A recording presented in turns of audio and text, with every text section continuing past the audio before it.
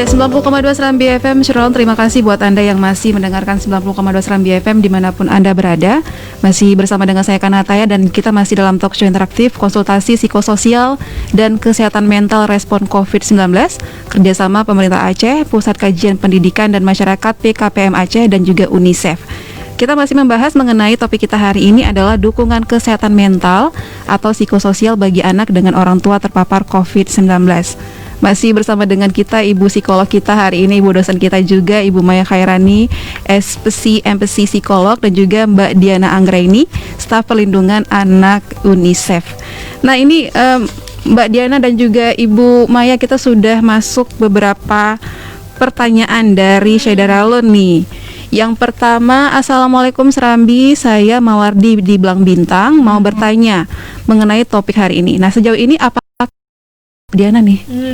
Sejauh ini apakah dari pihak UNICEF Indonesia membentuk satu tim khusus untuk misalnya merehabilitasi anak-anak yang terdapat COVID untuk memulihkan mentalnya barangkali?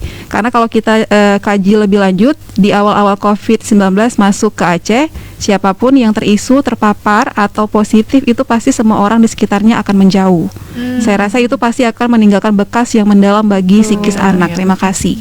Pak Mawardi di Blang Bintang, Mbak Diana, gimana? Wah, pertanyaannya super sekali ya Pak Mawardi di Blang Bintang. Terima kasih buat pertanyaannya. Jadi pertanyaannya adalah gini, jadi kalau UNICEF kita tidak menyediakan layanan ya, gitu. Jadi kehadiran UNICEF kita itu mendukung pemerintah dan memperkuat sistem layanan dan mekanisme yang ada. Nah terkait dengan kesehatan mental, ini pertanyaan bagus. Sebelumnya UNICEF saat ini mendukung program perlindungan anak. Ada program-program lain yang dukung, tapi terkait kasus ini kita mendukung program perlindungan anak melalui penguatan layanan perlindungan kesejahteraan sosial dan anak integratif atau disebut PKSAI Kak Maya. PKSAI itu Pusat Kesejahteraan Sosial Anak Integratif. Ini ada di tingkat provinsi dan saat ini ada di tingkat piloting ini di 3 kabupaten kota, yaitu saat ini di Banda Aceh Barat dan juga di Lok Sumawe. Nah dalam kaitan dukungan apa yang UNICEF lakukan, jadi kita mendukung pemerintah provinsi dan 3 kabupaten kota gitu kan, supaya layanan-layanan sudah ada yang tersedia untuk perlindungan anak juga menyediakan layanan psikososial. Dan selain itu kan kita juga bermitra dengan HIMSI juga gitu kan, bermitra dengan HIMSI juga, kita juga bermitra dengan Dinas Sosial Aceh, juga DP3A Dinas Pemberdayaan Perempuan Perlindungan Anak dan P2TP2A untuk meningkatkan kapasitas para penyedia layanan yang ada di lapangan gitu kan, supaya mereka siap. Jadi supaya pada saat mereka yang ada di lapangan kan, supaya kalau misalnya ada laporan gitu kan, aduan terkait isu-isu perlindungan anak misalnya, kan ini kan di masa COVID-19 nih, kalau pemirsa dan Bapak Ibu tahu, kasus perlindungan anak tetap masih ada, bahkan dicurigai tapi belum ada kajian mendukung ya, karena COVID-19 kayak tadi ya, kasus kekerasan terhadap anak dan perempuan meningkat, tapi belum tentu karena COVID, walaupun di daerah lain di Indonesia karena COVID, cuman karena Aceh belum dibuktikan apa gara-gara COVID kasus kekerasan terhadap anak dan perempuan meningkat. Nah oleh karena itu kita memastikan bahwa layanan-layanan yang ada di tersediaan masyarakat itu siap mampu, dan mereka lah yang layanan itulah yang menyediakan layanan mulai dari pengaduan, mulai dari rujukan, apakah itu dirujuk misalnya ke kesehatan misalnya ke rumah sakit itu, ataukah rujukan ke psikolog misalnya. Nah atau misalnya rujukan kayak tadi misalnya rehabilitasi, termasuk juga rujukan misalnya dukungan kebijakan misalnya ada stigma atau apa gitu kan. Nah mereka itulah yang teman-teman pemerintah, teman-teman mitra layanan itulah gitu, melalui pekerja sosial, melalui juga psikolog-psikolog yang ada di lapangan itu kan, itu bisa melakukan advokasi. Jadi seperti itu sih yang UNICEF lakukan. Nanti kita bisa sharing juga misalnya layanan PKSAI Pusat Kesejahteraan Sosial Anak Integratif itu gratis. Gratis itu ada di nomor telepon di 0811 Kak Maya 818801 dan juga ada P2TP2A Rumah Aceh juga yang bisa diakses juga. Itu sih jawabannya Kak. Semoga bisa menjawab. Iya, untuk Pak Mawardi di Blang Bintang semoga sudah terjawab ya Pak ya. Ini ada pertanyaan lagi sepertinya untuk Ibu Maya. Assalamualaikum, dari Aisyah tapi nggak dijelaskan di mana. ini Bu, bagaimana cara menghadapi anak yang masih kecil tapi orang tuanya terkena COVID? Misal umur 2 tahun, anaknya kan tidak mengerti, tapi dia pasti ingin selalu bersama orang tua, memeluk, mencium. Biasanya ini orang tua yang malah nggak kuat mental. Itu mungkin dari pengalaman Ibu Maya, silakan Bu, iya, gimana gitu Bu? betul. Ya. Waalaikumsalam Ibu Aisyah. Terima kasih pertanyaannya. Ini pengalaman saya di bulan lalu gitu ya, karena saya positif COVID, tapi saya ibu 2 orang anak. Yang pertama anak saya usia 6 tahun, yang kedua 3 tahun. Waktu itu anak saya yang usia 6 tahun yang negatif hasil swabnya gitu. Jadi dengan sangat berat hati saya harus menitipkan anak saya ke kerabat terdekat gitu. Nah, bagaimana caranya gitu ya? Memang bagi ibu gitu ya, ibu manapun pasti patah lah hatinya gitu ya, ketika hatinya gitu. Waktu itu juga yang terjadi ini tadi pertanyaan Bu Aisyah anak 2 tahun ya. Iya, betul. Kalau untuk 2 Lebih tahun nggak ngerti lagi ya, Bu, lebih tidak ngerti lagi gitu ya. Kalau di saya gitu ya, saya memang terbiasa berkomunikasi dengan anak dari bahkan dari sejak dalam kandungan gitu ya. Saya meyakini bahwa perkembangan otak pada janin itu juga sudah terjadi di usia 4 bulan kalau saya nggak salah gitu. Jadi saya biasakan untuk mengajak berkomunikasi gitu ya. Mungkin silly atau konyol bagi orang-orang di sekitar saya gitu, waktu saya mengandung saya ngajak ngomong perut sendiri gitu, tapi saya pribadi merasakan manfaatnya ketika anak-anak sudah ya, anak saya udah 6 tahun, dia paham dengan apa yang saya sampaikan gitu dan terbiasa diajak bicara. Anak saya umur 6 tahun, waktu saya bilang dia harus diungsikan gitu, dia menolak dan dia langsung teriak, nggak maunya sama ibu itu 6 tahun aja loh, 6 tahun aja masih minta sama ibunya gitu ya. Tapi kemudian saya kembalikan ke kebiasaan si anak gitu, kebiasaan si anak. Anak saya ini tidak suka minum obat. Jadi saya bilang, kalau kamu sama ibu saat ini lagi sakit, ibu harus minum obat. Kalau kamu dengan ibu, kamu ada risiko. Nah itu saya sampaikan ke anak gitu, akan ada risiko. Kamu harus minum obat. Bagaimana? Kamu mau? Akhirnya dia dia berpikir, kemudian dia memutuskan oke lah nggak apa-apa, tapi dia ya namanya anak-anak ya pasti bikin syarat, boleh nggak bawa ini, boleh nggak minta uang jajan yang kayak gitu ya. Itu untuk umur 6 tahun ya. Akhirnya dengan berat hati itulah kami titipkan gitu ya. Tapi kalau untuk anak yang usianya lebih kecil lagi, nah ini memang tantangannya lebih berat lagi gitu ya, lebih berat lagi. Dia belum terbiasa jauh dari ibunya gitu, dari orang tuanya. Kemudian bagaimana memahamkannya. Kalau misalnya memang Bu Aisyah punya yang cukup lekat dengan si anak, nah itu mungkin bisa dititipkan dengan yang cukup lekat gitu. Jadi yang memang cukup punya kelekatan, punya kedekatan secara emosional dengan anak, mungkin itu jadi pilihan gitu ya. Jadi pilihan. Di beberapa kota lainnya saya pernah sharing dengan beberapa teman saya, bahkan kalau itu adalah gurunya gitu ya, dan beliau bersedia, bisa dikomunikasikan. Nah memang ini yang tadi sempat disinggung juga, support system kita gitu ya, kita masyarakat ini perlu mengurangi prasangka, stigma terhadap mereka yang mengalami COVID gitu ya. COVID ini bukan aib ya Mbak Diana bukan aib, bukan sesuatu yang harus ditutup-tutupi gitu. Tapi dengan kita terbuka, kalau pengalaman saya sendiri, dengan kita terbuka, orang-orang di sekitar saya itu jadi tahu mau membantu kita seperti apa gitu, apa yang diperlukan gitu.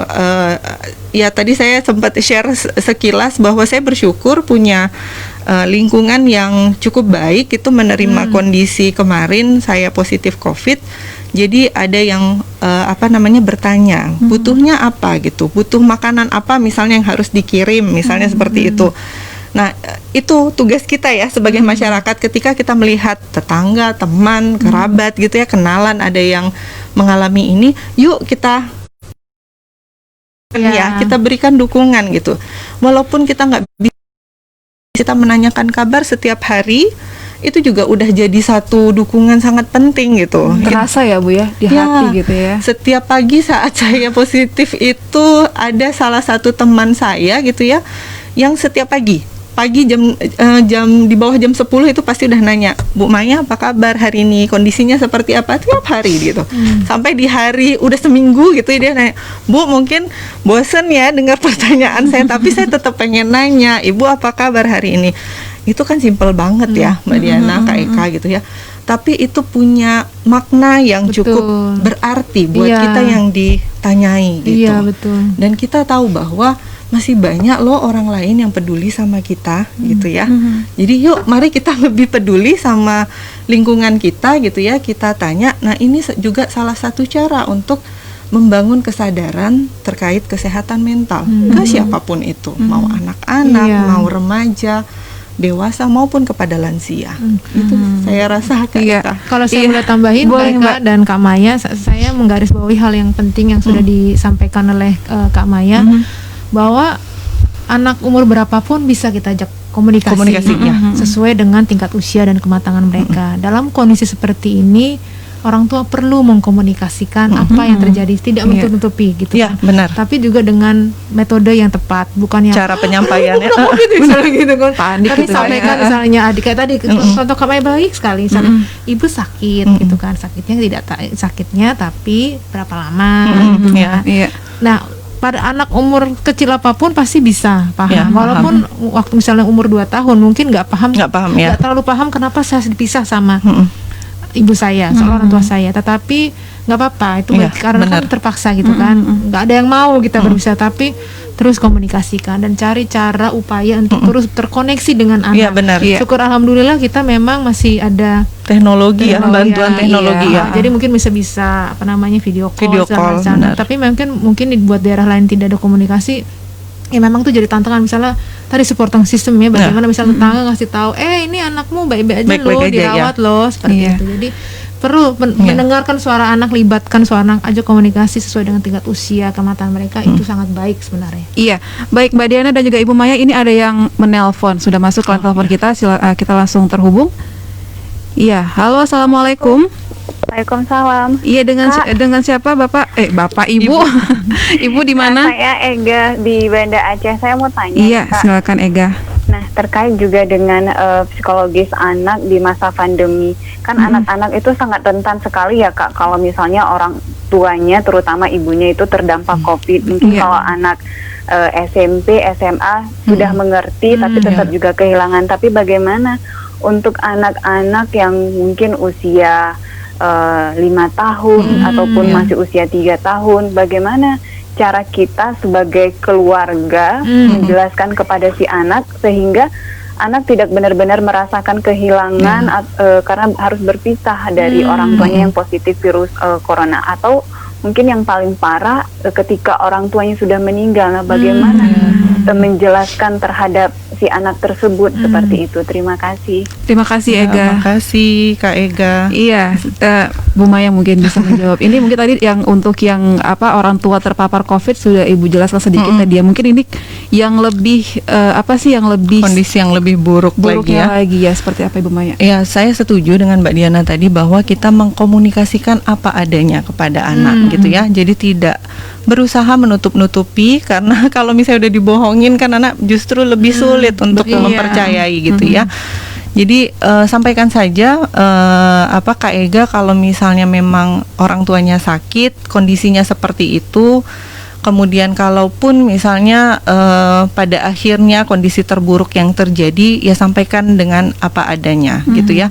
Pasti setiap orang yang mengalami kehilangan pasti ada yang reaksinya mungkin diam aja, atau justru histeris gitu ya. Nah, ini kita sebagai orang terdekat anak, kita harus bisa memastikan bahwa anak itu aman, betul, terlindungi gitu ya. Dia juga mendapatkan kasih sayang dari orang-orang di sekitarnya gitu ya. yakinkan anak bahwa kalau memang kondisi terburuk tadi yang terjadi, kalaupun tidak ada lagi orang tuanya, masih ada loh kita ini yang ada di sekitar anak. Kita juga bisa memberikan kasih sayang gitu kepada si anak. Ya mungkin memang tidak akan sama seperti yang diberikan oleh ibu bapaknya gitu ya. Tapi ya itu tadi, kita harus jaga hak anak tadi. Mereka harus dipenuhi kebutuhan biologisnya, kesehatannya terjamin, keamanan gitu ya, kasih sayang, penghargaan juga penting untuk anak. Itu sih saya rasa. Iya. Ya, baik. Tambahan lagi, memang silakan. Kalau orang tua merasa cemas, itu anak-anak bisa ngerasain loh, gitu kan, ya, benar. Terpancar. Jadi memang kita sebagai orang tua dan orang dewasa yang dari sekitar anak, kita perlu mengelola emosi kita. Kita bisa sampaikan bahwa iya, saya saat ini misalnya ibu cemas, ibu khawatir, gitu kan. Tapi tadi benar sekali Kak Maya sudah sampaikan bahwa tapi kita harus tetap memastikan bahwa anak kita ada dalam kondisi aman, karena anak bisa tahu nih ini cemas, tapi saya gimana ya, kondisi saya. Itu. Dan tadi memang memperkuat support system dan memastikan bahwa kalau kita bicara bukan hanya kebutuhan, memastikan bahwa setiap hak anak juga bisa terpenuhi. Itu sih. Dan yang nggak kalah penting Kak, minta bantuan. Kalau misalnya memang kesulitan gitu kan, itu ada berbagai layanan. Mungkin di akhir ini kita bisa cerita yang untuk bisa minta dukungan bantuan itu, bagaimana untuk bisa menopang keluarga ini dan orang tua pastinya dan anak-anak. Oke, itu Kak. Baik, Mbak Diana dan juga Ibu Maya, masih ada yang menelpon. Iya, kita sudah terhubung lagi dengan penelpon kita. Halo, assalamualaikum. Waalaikumsalam. Iya Ibu, selamat pagi. Dengan Ibu siapa, di mana Ibu? Saya Dewi di Yang Baru. Iya Ibu Dewi, silakan, ada yang mau ditanyakan atau memberikan tanggapan, silakan Bu. Saya mau bertanya ini. Iya, silakan Bu Dewi. Pertanyaan saya gini, bagaimana ya cara saya secara psikologis menjelaskan dengan baik kondisi pandemi sekarang ke anak saya yang umurnya 5 tahun. Karena dia selalu bertanya di sekolah, mana teman saya, kemana guru saya. Betul. Dekat sama teman-teman saya. Betul. Saya supaya tidak salah menjelaskan, kalau bekerja kan kita harus menggunakan bahasa yang ini ya. Betul. Iya, itu saja Bu Dewi. Pertanyaan saya. Iya, terima kasih Bu Dewi. Assalamualaikum. Iya, Bu Maya. Ya, silakan Bu.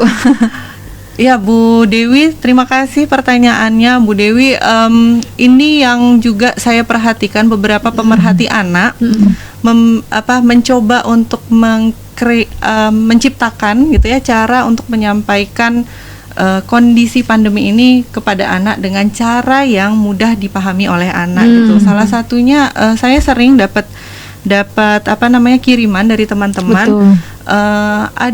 Ada salah satu buku penulis anak gitu ya, yang memang beliau menuliskan gitu ya, corona itu apa, pandemi itu bagaimana, kemudian bagaimana kenapa harus di rumah aja, kenapa sekolah lewat media lain, nggak ketemu sama guru, nggak ketemu sama teman gitu ya. Itu dibuat buku ceritanya. Kalau saya nggak salah juga ada kerja sama UNICEF gitu ya. Iya, betul. Ya, Mbak Diana ya. Iya. Nah, jadi Bu Dewi tadi bisa gunakan itu sebagai bantuan ya untuk memberikan penjelasan ke anak. Karena memang kalau anak itu kan memang unik ya. Setiap anak itu unik gitu ya. Ada yang cepat paham gitu, kita ceritakan dia paham gitu. Ada juga yang model harus melalui cerita gitu ya. Kalau beberapa teknik yang pernah saya uji cobakan juga ke anak gitu ya, malam menjelang tidur saya coba ceritakan gitu, ya ngarang aja gitu kan. Maksudnya dulu juga waktu zaman kita kecil kan sering dengerin dongeng dari kakek nenek kita gitu ya. Itu yang juga sekarang jarang ya terjadi di di masyarakat saat ini gitu. Bisa Bu dicoba dengan bercerita ke anak gitu ya malam itu kan. Pada suatu hari misalnya gitu ya, dimulai gitu, pada suatu hari ada suatu virus yang datang ke Indonesia misalnya. Nah, Ibu bisa coba bercerita dengan cara seperti itu gitu. Nah, kemudian ya sama seperti penjelasan saya sebelumnya bahwa kita tetap ceritakan apa adanya, kondisinya itu seperti ini loh. Misalnya Ibu bekerja, Ibu ceritakan saat ini Mama karena pandemi nggak bisa kerja ke kantor, jadi kerjanya harus dari rumah. pakai laptop misalnya gitu. Jadi kalau mama lagi kerja, lagi rapat kan kadang gitu Iya, ya. betul. Lagi rapat Disangkain di- libur gitu ya. karena kerja dari rumah Oh, iya. dikirain libur gitu kan, mamanya gitu. Jadi disampaikan aja, minta waktu ya 2 jam aja, mama harus ikut rapat misalnya. Jangan seperti ganggu itu. ya gitu ya, jadi lebih ngerti ya Bu ya. Jadi kita kita posisikan anak gitu sama seperti kita. Betul. Bahwa dia punya kebutuhan untuk ditemani, dia juga punya kebutuhan untuk main sendiri, kadang kan seperti itu gitu. Jadi itu juga yang coba kita pahamkan ke anak, bahwa kita sebagai orang tuanya ada waktu ibu menemani anak bermain, ibu menemani anak belajar. Kemudian ada juga waktunya ibu harus bekerja. Nah, itu juga yang perlu kita sampaikan ke anak gitu. Silahkan dicoba ya Bu Dewi, Iya. mudah-mudahan berhasil memberikan pemahaman kepada anaknya. Iya. Tambahan lagi Kak Maya, Silakan. buat Bu Dewi, buat orang tua yang lain, mungkin pemirsa yang lain, segala macam informasi sudah ada di covid19.go.id. Itu ada berbagai media seperti Kak Maya bilang, memang ini ada saya juga pernah nonton juga, ada video juga ada video. yang bisa menolong orang tua Iya, iya. dan kita semua bagaimana menjelaskan COVID-19 Kepada anak, anak, termasuk video tentang anak-anak itu sendiri. Jadi itu sumber informasi, termasuk ngecek hoax atau enggak itu di iya, situ. iya. Jadi silakan Hoax diakses di boosternya. covid19.go.id, itu informasi dari situ. Iya. Tambahannya, Kak. Iya, baik. Terima kasih Mbak Diana, Ibu Maya. Ini baru pertanyaan saja sudah menarik gitu ya. Padahal Iya. ini masih banyak pertanyaan saya nih yang belum terjawab gitu ya. Iya. Tapi ini kita masih punya satu sesi terakhir dan nggak panjang lagi. Kita Betul. akan jeda dulu Ibu Maya dan juga Mbak Diana, dan saudara pastikan terus stay tune di sini di 90,1 BFM. Masih di talk show interaktif konsultasi psikososial dan kesehatan mental respon COVID-19 kerjasama pemerintah Aceh, Pusat Kajian Pendidikan dan Masyarakat Aceh dan juga UNICEF.